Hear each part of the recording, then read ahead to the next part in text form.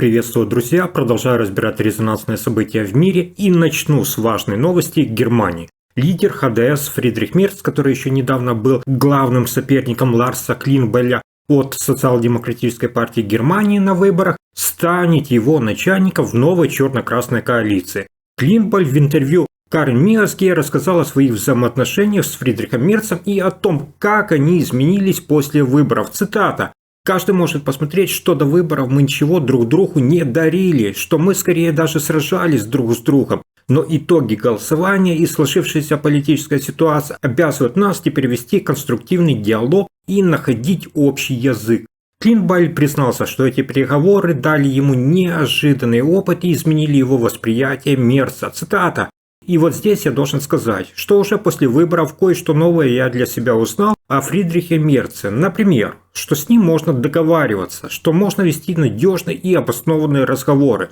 Несмотря на жесткое противостояние в предвыборной гонке, Ларс Клинбайль сделал вывод. Мы не собираемся с Фридрихом Мерцем становиться лучшими друзьями. Но доверие между нами постепенно формируется. И это важно, учитывая, какие задачи стоят перед Германией.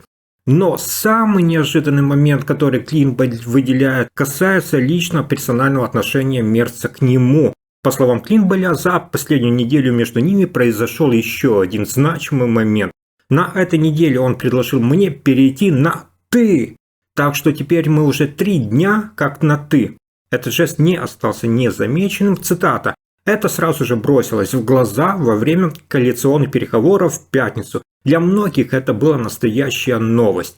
Ларс Клинбайль раскрыл некоторые подробности. Цитата. «После всех недель общения с момента выборов он просто предложил мне это сам и, конечно, я с радостью принял». Друзья, такой шаг выглядит не просто дружеским жестом, но и четким сигналом о том, что Христианско-демократический союз и Социал-демократическая партия Германии готовы к совместной работе. Ведь если даже такие заклятые оппоненты, как Клинбайль и Мерц, находят общий язык, это может означать более стабильное сотрудничество двух партий, несмотря на все разногласия. Лидер Социал-демократической партии Ларс Клинбайль напомнил о главе Христианско-демократического союза Фридрихе Мерце. Цитата. «Мы вместе провели 3 изменения в основном законе, причем не только с ХДС, но и с зелеными, успешно сформировали новый состав Бундестага, выбрали нового председателя парламента, и в какой-то момент стало ясно, что пришло время углубить это сотрудничество».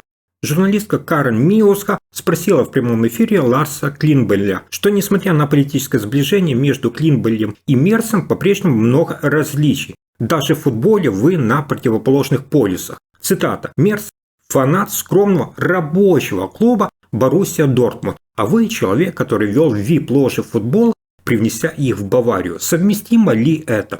Клинбайль на этот вопрос с улыбкой ответил. Цитата. «Но мой клуб сейчас на 1-м месте, а его только на 10-м. Так что с этим все понятно. В футболе у нас разные взгляды, но, к счастью, в коалиционных переговорах решать футбольные вопросы нам не придется».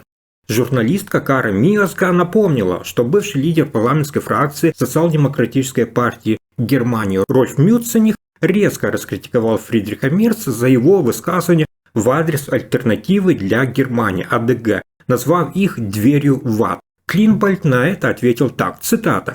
«Есть одна ключевая особенность немецкой политики. Мы можем жестко бороться на выборах, но потом смотрим, как найти общий язык и работать вместе». По его словам, высказывания Мерца о возможном сотрудничестве с альтернативой для Германии АФД действительно нарушили табу, но этот вопрос уже полностью закрыт. Мы обсудили все спорные моменты, как те, что уже возникли, так и потенциальные будущие разногласия. Я могу сказать совершенно ясно, не только он лично, но и вся ХДС дала понять, что такое больше не повторится. Говоря о своей солидерше Социал-демократической партии Германии Саске Эскин, Клинбайль подчеркнул, что они продолжают работать вместе, но расставил здесь важные акценты. Цитата. «Конечно, мы будем работать дальше, но кто и какую роль займет, мы решим после заключения коалиционного договора».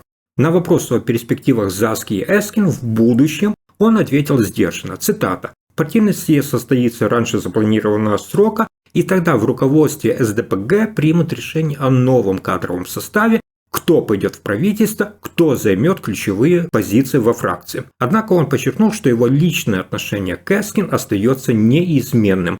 Цитата. «Она знает, что я ценю нашу совместную работу, и эта работа еще далеко не окончена». Друзья, я думаю, что в ближайшие дни нас ждут судьбоносные решения по коалиции и будущему Германии, поэтому я буду вас сразу об этих резонансных событиях информировать. И следующая важная новость касается отношений Трампа и Путина и окончания войны.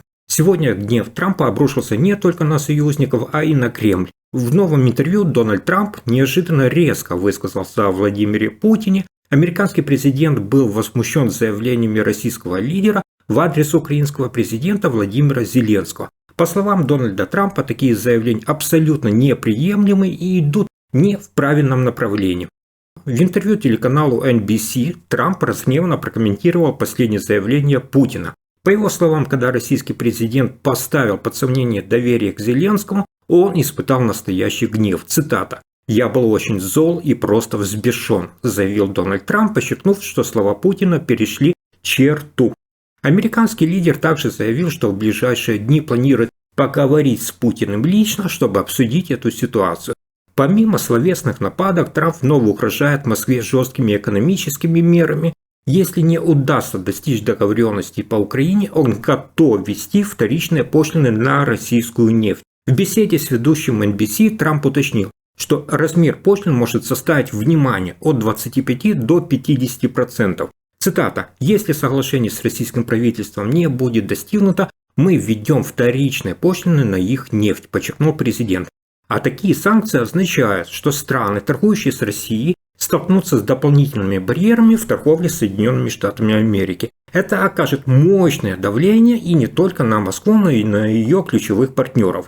Пока официальные комментарии из Москвы и Киева на такие резкие резонансные заявления не последовало, неизвестно, как Кремль отреагирует на новый выпад Трампа, но очевидно, что напряженность между Соединенными Штатами Америки и Россией снова нарастает, и политического кризиса не избежать. До этого администрация Дональда Трампа демонстрировала очевидное дружелюбное отношение к Москве. Политика США по отношению к Владимиру Путину была заметно мягче, чем при предыдущих президентах. На днях американский спецпосланник Стив Витков после визита в Москву выступил с неожиданно положительными комментариями о российском лидере. Он заявил, что не видит в Путине плохого парня и даже подчеркнул, что получил от него исключительно честные ответы. Цитата. «Я провел с ним несколько часов. Мне он понравился. Я считаю, что он был откровенный со мной», отметил Витков.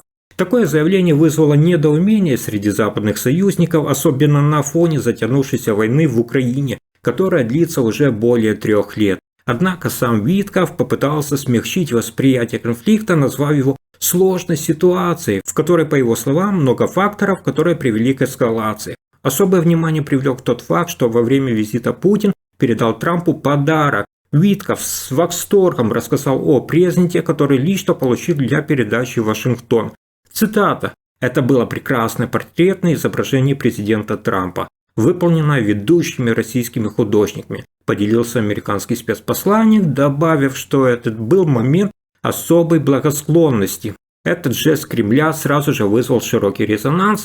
Многие эксперты расценили его как попытку Путина наладить отношения с Дональдом Трампом на фоне обостряющегося давления с Запада. В то же время Дональд Трамп продолжает свою холодную линию по отношению к Украине. В конце февраля во время визита Зеленского в Белый дом он публично его унизил, сделав резкие недвусмысленные комментарии. Сразу после этого Дональд Трамп на время приостановил военную помощь Киеву, вызвав панику в украинском руководстве.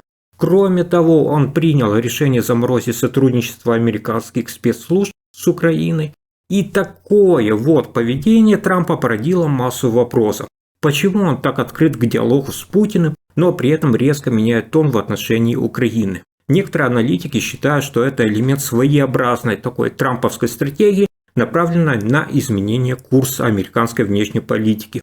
Однако для Украины и Европы такой разворот может иметь непредсказуемые последствия. Друзья, а вы что думаете о сближении в Германии ярых противников Клинбеля и Мерца? Как вы считаете, насколько серьезны угрозы Дональда Трампа в адрес Путина? И нанесут ли они сокрушительный удар по России? Делитесь своими мнениями в комментариях. Если вам понравилось видео, не забудьте поставить лайк и подписаться, чтобы не пропустить свежие выпуски.